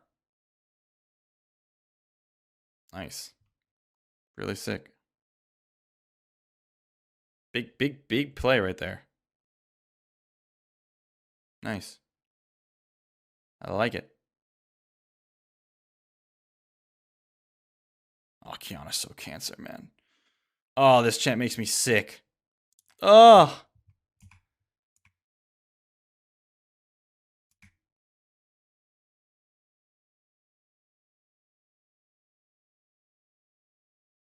Jace is a griefer because he could have just ran though. So we can't blame Qiyana too much for that. You know what I mean? We gotta blame Jace a bit. He's gotta hold that too. Okay. All right, hold on. Let me see something. I want to show one more because he actually didn't get to interact with like the laning phase was a little bit awkward. Like he didn't. Oh, okay. Let's see. Maybe this one will show exactly what I'm talking about. I mean, that one showed a lot of the concepts, but I want more. Okay, here we go. What rank is he these days? He's playing Korea right now. He's Masters right now, like 76% win rate.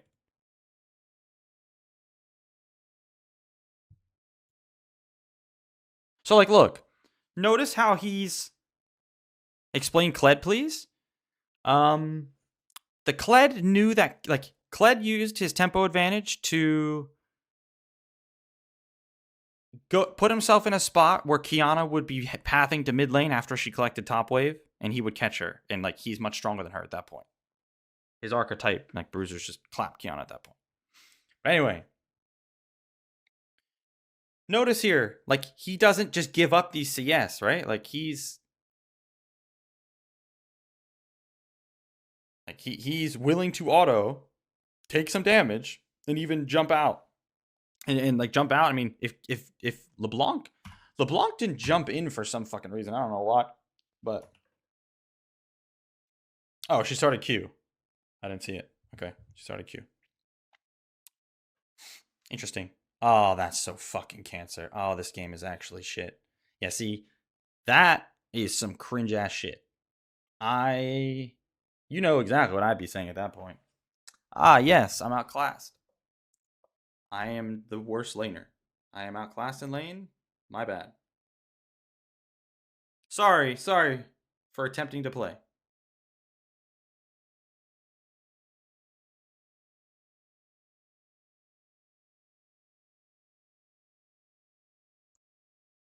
Nah, he's invading after that.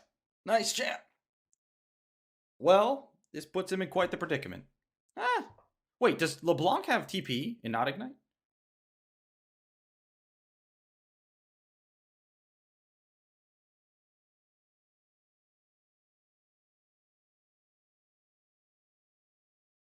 No way this Kindred...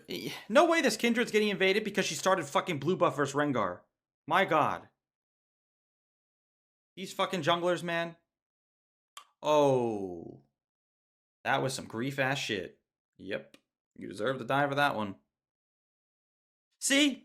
This is why... Okay, no, we're not doing this. We are gonna go watch who we should watch. I'm sick of this shit.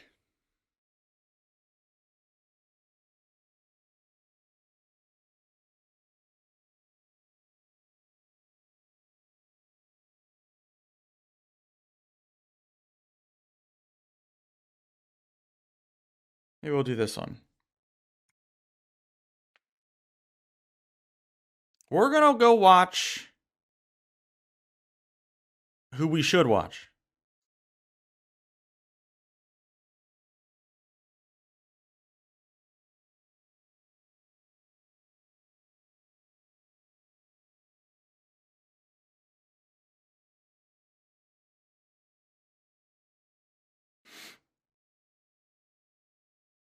Okay. So, like I said, it would do you a lot of good to go watch Dopa play a melee champ like Fizz. So, because like the concepts I'm went over with you are all fundamental concepts to melee champs, right? Not just Qiyana, not just Fizz or whatever. And we should see those here. Now, first thing right off the bat, this is what I was telling you should have done against the Victor that ended up being coming from this brush. Remember that? Sadly, he can't, like, he would just all in, but there is someone behind the TF, so he has to walk away, right? But either way, this is okay for him. Now, yeah, this is an older game where Corrupting Pot still had a different, like, picture, but it doesn't matter. The fundamentals all applied even, like, fucking 6 seasons ago. This isn't 6 seasons ago, but if it was. It's all the same fundamentals. Hi, Tuko.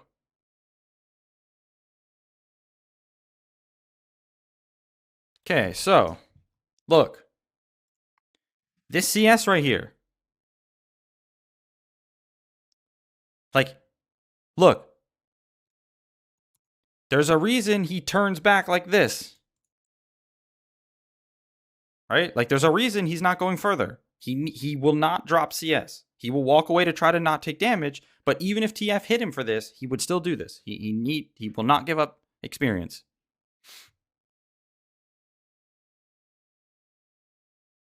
Look. This is what I need you to do. Just, like, look.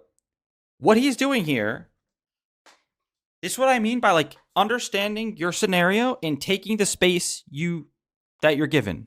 So here, the reason he's running at him is because if TF tries to auto him, with this fresh wave coming, like, TF's already going to be taking damage with the fresh wave coming.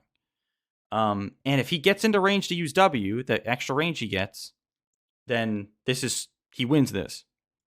Sadly, Time Warp Tonic gives a decent chunk of movement speed. But look, this was worth it. Like, he won this trade. Pay attention. So he's going to take a little bit of damage here.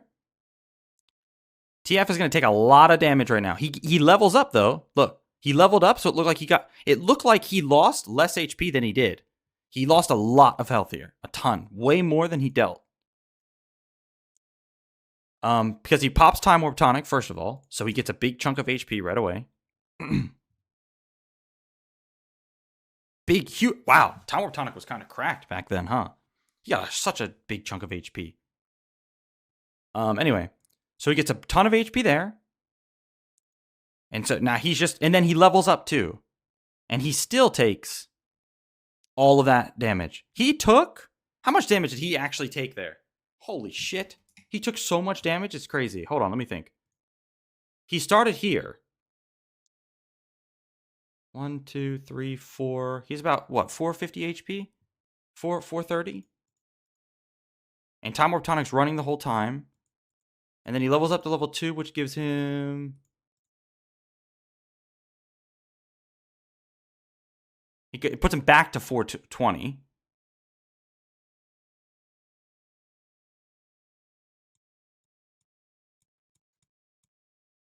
Because he drops to 380 here, levels up back to 420, and then ends up with 1, 2, 3, about 350?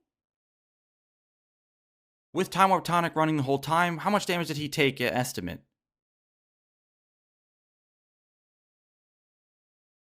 Took a lot of fucking damage. As you can see. Like, so. And how much did he deal? Damn, TFE hits like a truck at this point in the game, too. Before the nerfs. Woo! Oh, this is also, I think, before the Fizz changes to his passive as well. So he does that, and then one more. And one more. Okay. So he dealt 150 damage? 1, 2... 150?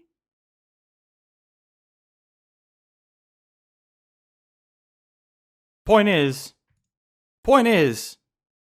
just by walking at TF, and this is why I was like, see, he tried to hit him with W too. If this W lands, this trade is unbelievably like it's so hard won.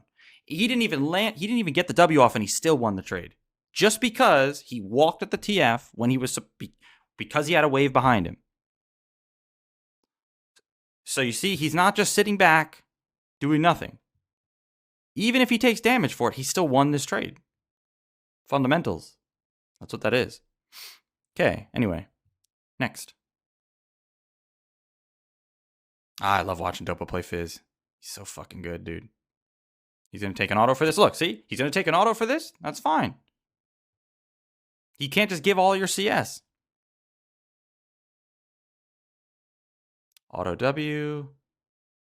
What version of Fizz is this, I wonder? I don't think he has Resolve, no. Uses E on the stack deck.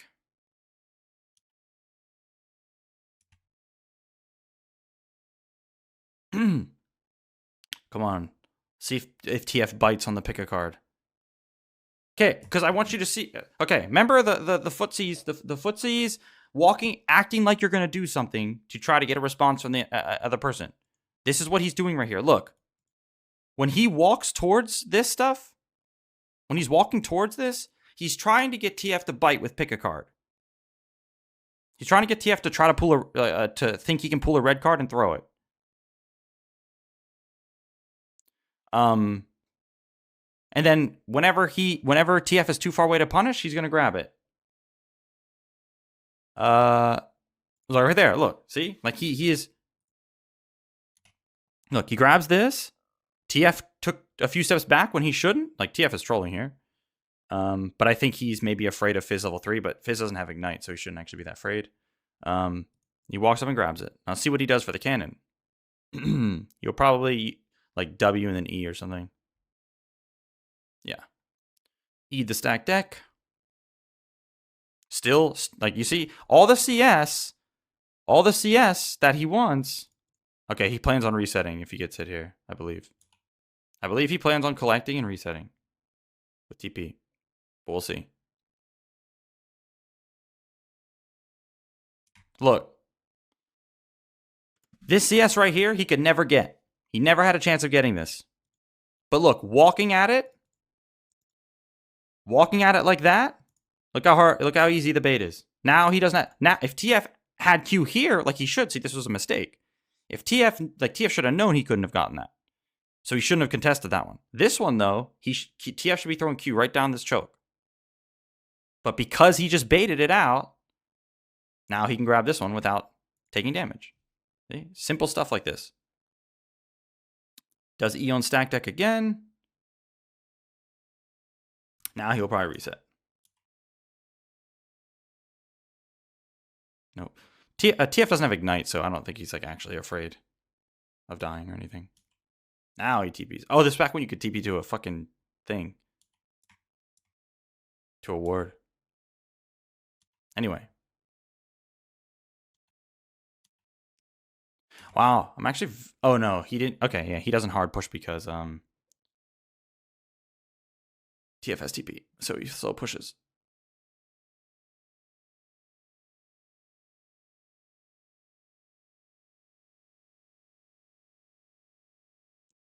Is he looking for Eve? No.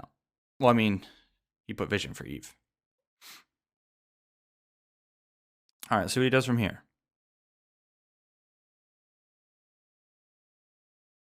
Okay, good ward. Wait, I want to see something. Why the fuck does TF do that? What a griefer.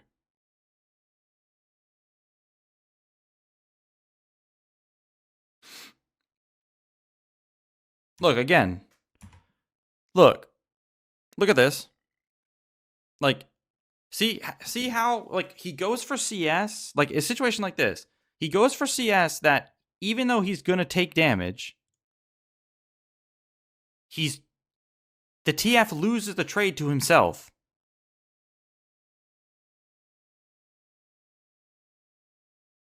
Those are the kind of trades, like, there was multiple times against Victor that you should have grabbed a CS that Victor would have lost the trade to himself if he went for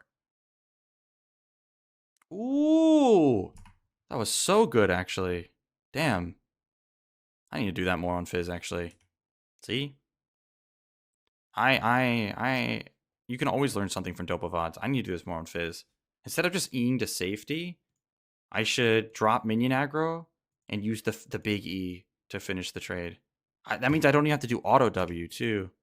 Does he just do QW? He does. That makes more sense, too.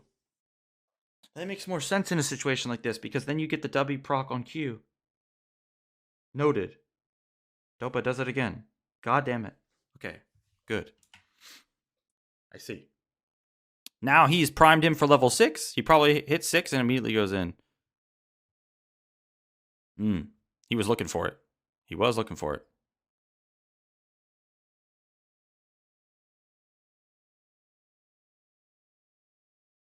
And then he This is a Dopa classic. I've taught this one before. He will kill all the minions but the cannon and leave it right there in that exact spot. Yeah, he didn't force. I would have forced. He doesn't. He didn't force because it's too easy to flash it here. He doesn't force this because he knows if he levels this up, if he levels up and throws ult, it's too easy to flash it. I would have forced it 100%. I can admit it. 100%. I kill this and throw ult, and then he flashes it, and then he ports top, and then FF.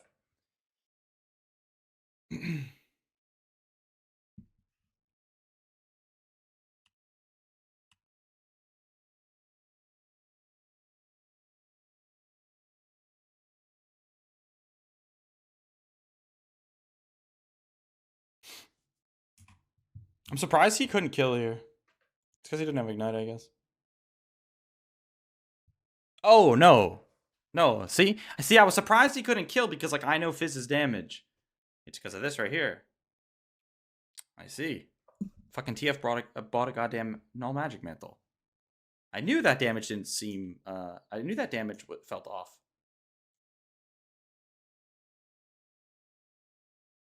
Ooh. I love this. Oh, I love this. Dude, if he...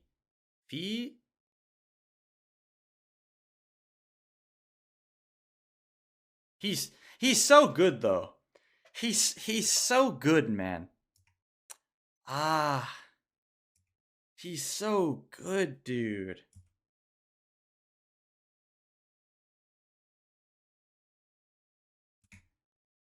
Because I know exactly, like, what I do here. I know what I do. So, like, Renekton came to this wave. He's going to help push it. He resets. Fizz, then from this point, should go back down mid, right? Did Renekton push another wave?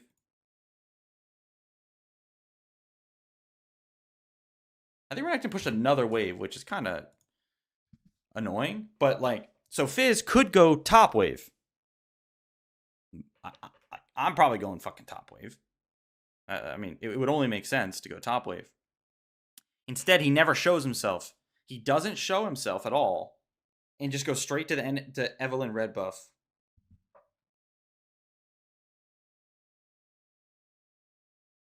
Because Lilia blue just came up, and Evelynn is collecting mid wave, so now she should go to her red buff. Sadly, TF looking to port bot lane ruined his fucking play here. His play was so good too. Nerf TF. This play was so good. Very smart. Well, he's coming back to him in mid lane, so he's chilling. Yeah, he can force this all day. Yeah, that was a good try there. Nothing he has to be like worried about right now. That was for TF.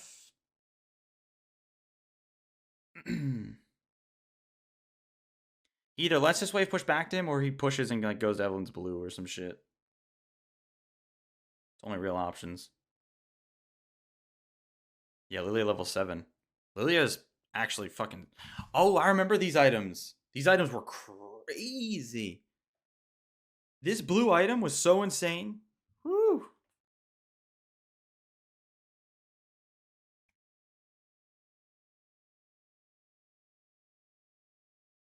Good play from TF, but it's not going to win him the trade. Yeah. That doesn't win you the trade as TF at this point in the game. You can't rely on that.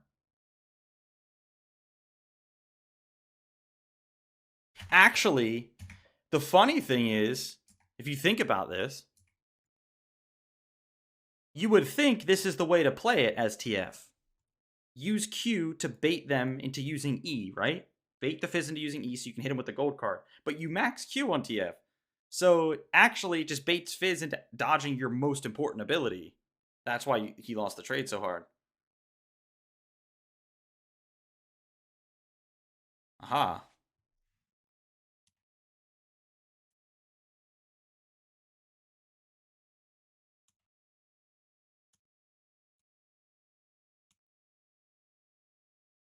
All right, he went for another trade here. Yeah, see? Like, this was good because of where he's positioned. He's positioned, like, this was really good, actually. So, Look at where he's standing right now. He put himself in a spot, exactly in a spot where if TF wants this right here, because wait, did TF just use Q? Yep. See? So TF just used Q. So the only way to grab that CS is with an auto attack. Same thing if like Victor just used laser. So he puts himself in a spot that if TF walks up for it, he can punish, and he does. This is a hard punish. Woo-wee. 5 seconds, TF's dead if he doesn't recall right here. Dopa's looking for it 100%. He uses QR probably. Or just R. Damn, I'm really surprised. Oh no, TF has fucking spellbook. He has heal. Never mind. If he has ignite, he kills. But I forgot. Forgot spellbook TF was a thing at the time. Honestly, I think it's still viable, but it's kind of complicated. Wait, did that Fizz ult hit? It did like nothing. It hit, but it did like nothing.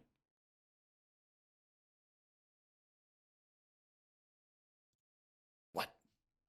Oh, yeah, TF's pretty tanky at this point.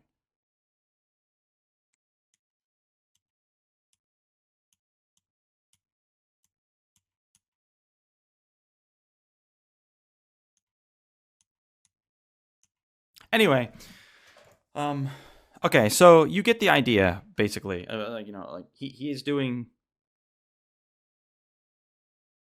I didn't ditch you. I had to go. I was waiting for Mock. I told you I had like 5 minutes.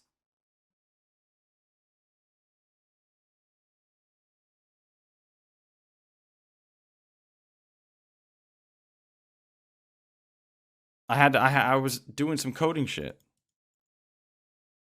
But anyway, so wrapping up your VOD, I'm gonna actually finish this Fizz VOD like in queue.